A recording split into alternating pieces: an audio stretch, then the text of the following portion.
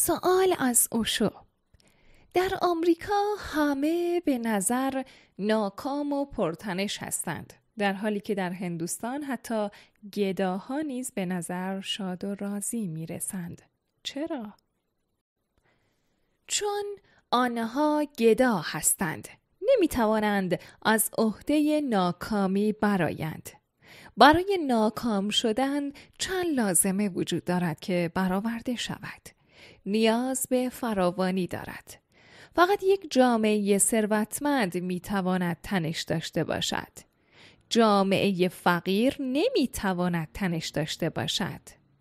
این ربطی به مذهب ندارد. یادت باشد.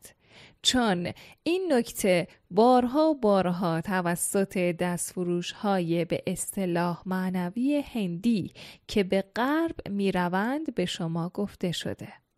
آنها به شما میگویند که مردم هندوستان راضی هستند چون مذهبی هستند. این کاملا مدفوع گاو است. این هیچ ربطی به مذهب ندارد. هندوستان فقط فقیر است. برای همین راضی است.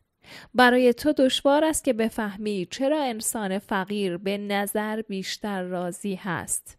دلایل اساسی وجود دارد. نخست، انسان فقیر خیلی چیزها دارد که برایش امیدوار باشد. این امید سبب رضایت می شود. انسان ثروتمند چیزی ندارد که برایش امیدوار باشد.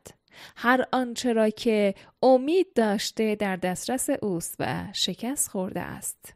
او بهترین خانه ها را دارد، بهترین اتومبیل و بهترین زن و بهترین فرزندان و پول زیاد در بانک. حالا چه؟ حالا او می‌داند که چیزی برای امیدوار بودن وجود ندارد. آینده تاریک است. آینده چیزی جز ناامیدی نیست. نوری نیست که برای آن زندگی کنی.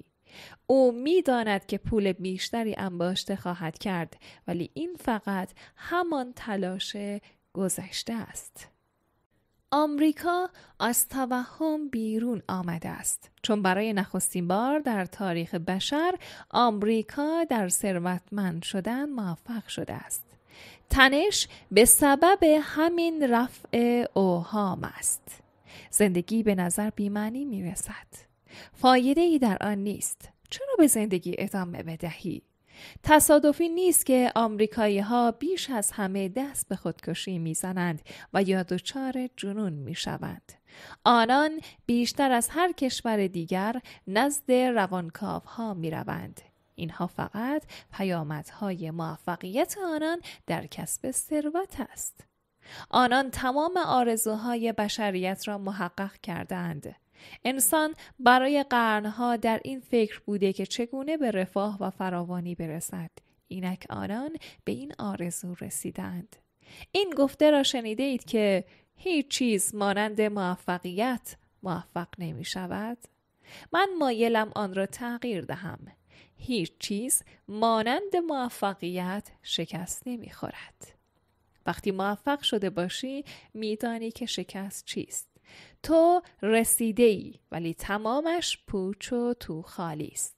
تو به آن سراب رسیده‌ای. وقتی که در کویر بودی آن سراب یک واقعیت بود، یک واهه بود، یک تکه زمین سرسبز و تو تشنه بودی و میرفتی تا به آن واهه برسی. آمریکا رسیده است و هیچ واهه‌ای وجود ندارد. فقط یک توهم بوده، یک سراب. ناکامی از اینجا ناشی می شود. آنان که نرسیده اند هنوز امید دارند.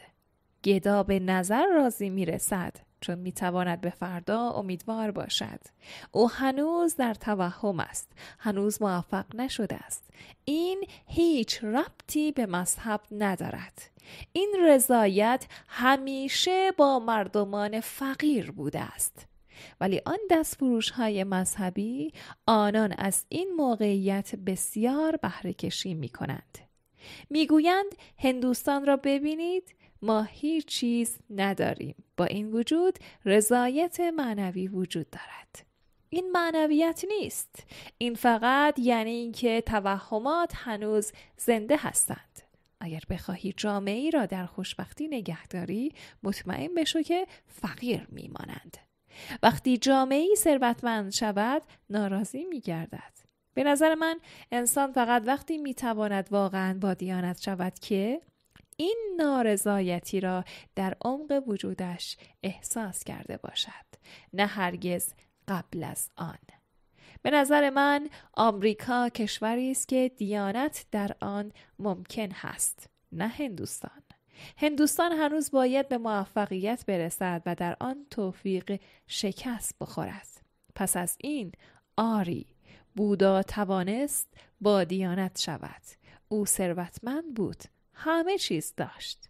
اگر سعی کنی این را بفهمی، همین ناامیدی می تواند به یک انقلاب بزرگ در زندگیت تبدیل شود، وگرنه توسط آن غرق خواهی شد، دست به خودکشی خواهی زد.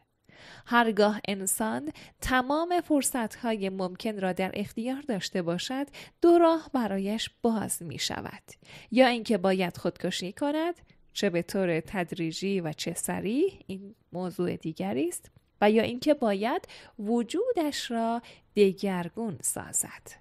خودکشی و دیانت دو راه جایگزین هستند. دیانت یعنی دگرگون سازی وجود، یک انقلاب. خودکشی یعنی دیدن این نکته که تو موجودی بیفایده و بی‌معنی هستی. چرا به زندگی ادامه بدهی؟ خودت را از بین ببر. دیانت نیز از بین بردن خود است، ولی از این نابودی یک خلاقیت وجود دارد. خودکشی فقط نابود کردن توست و خلاقیت از آن بیرون نمی آید. من به شما دین شرقی را آموزش نمی دهم، مذهب هندی را آموزش نمی دهم، بلکه یک دیانت بسیار پیشرفته تر را که به آینده نه گذشته تعلق دارد را آموزش می دهم. برای همین است که هندوستان خیلی از من راضی نیست. آنان دوست دارند که من مذهب آنان را، فقرگرایی آنان را آموزش بدهم. آنان مایلند شما چیزی از هندی بودن را از من بیاموزید. آنان از من خشمگین هستند. آنان از ماهشیوگی راضی هستند. از من رضایت ندارند. نمیتوانند راضی باشند، چون من سنت آن را به شما آموزش نمیدهم.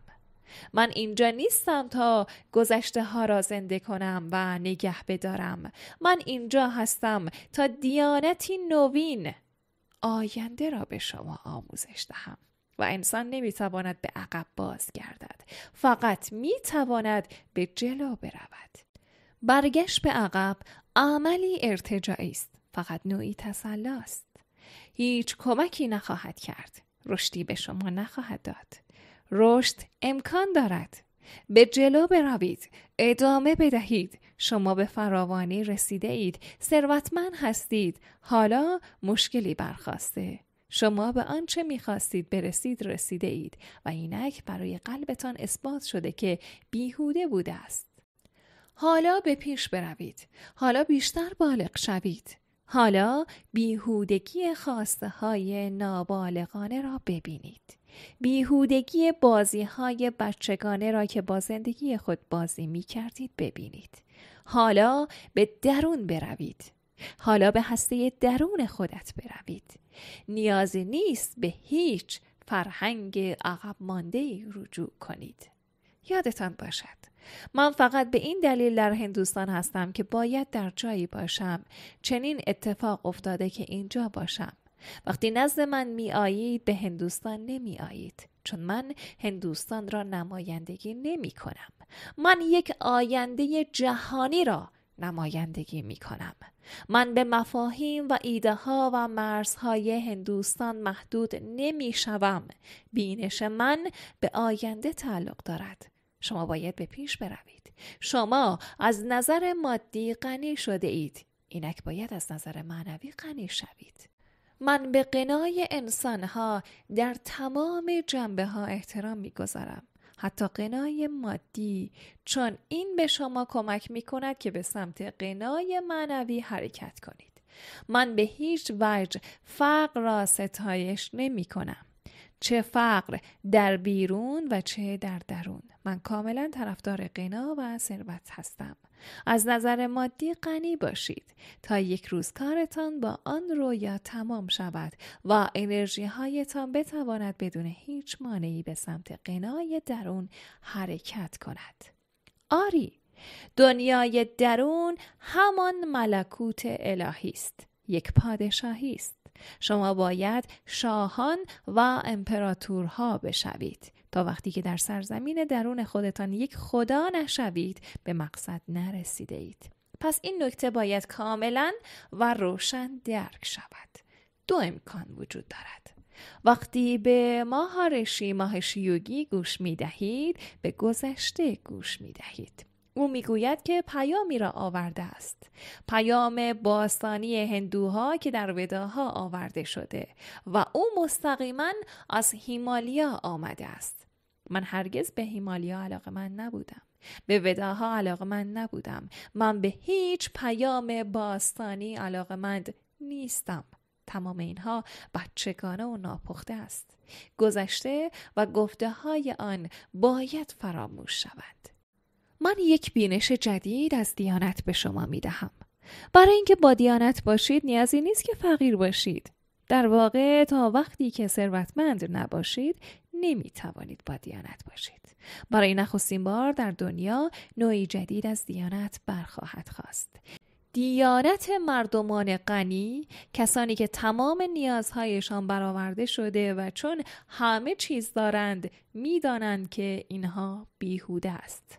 به یاد بسپار، تنش نباید کاسته شود، تنش باید از بین برود. تنش نباید کمتر شود، باید به ورای تنش بروی. باید به ورای آن بروی و نظیر آن.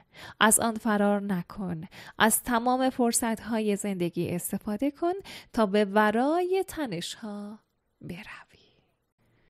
دوستان عزیزم، حمایت های شما چه به شکل لایک، کامنت و یا اشتراک گذاری و چه به شکل حمایت های مالی از محتواهای اختصاصی میتونه به گسترده شدن آگاهی در بین بشریت کمک کنه. ممنون از همراهی همیشگیتون.